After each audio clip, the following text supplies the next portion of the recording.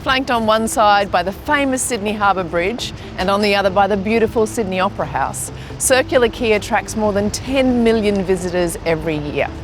And I'm here to see how great placemaking has contributed to one of the world's best waterfront cities.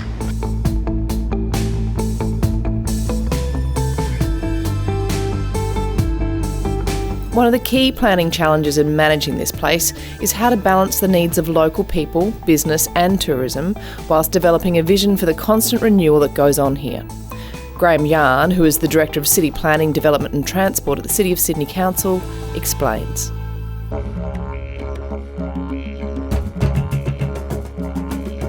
Circular Quay has been the birthplace of modern Australia, and it's the celebration place of modern Australia.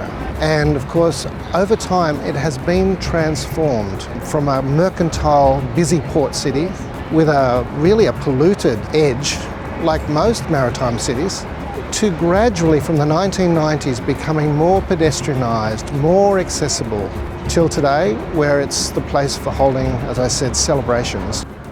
Great waterfront cities kind of fall into three groups. The big residential city behind the beach, like Miami or Rio or the Gold Coast. Yes. The great historic cities, which are always up rivers, like Paris or London, or the great harbour city, like Singapore or Hong Kong or New York. And some of those have suffered from being hemmed in by freeways or railways around their water's edge. I think compared to those, Sydney's unique in that it's got a parkland that comes to the waterfront, a small frontage of contemporary CBD with a historic precinct, and it faces north into the winter sun.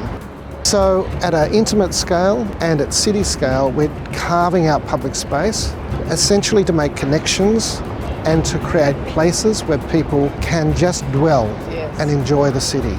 Graham, we're going to see beautiful Quay Quarter Tower. What has that added to the space? Well, it's one of the first responses to that vision of unlocking the difficult parts of the CBD. It's got a landmark tower which focuses on the users, the tenants, the employees. It's got a public space on a podium with great public art by Oliver Eliasson. And then of course over the road you've got a different scale of different materials creating a mixed use kind of residential development that is meant to look like it was always there.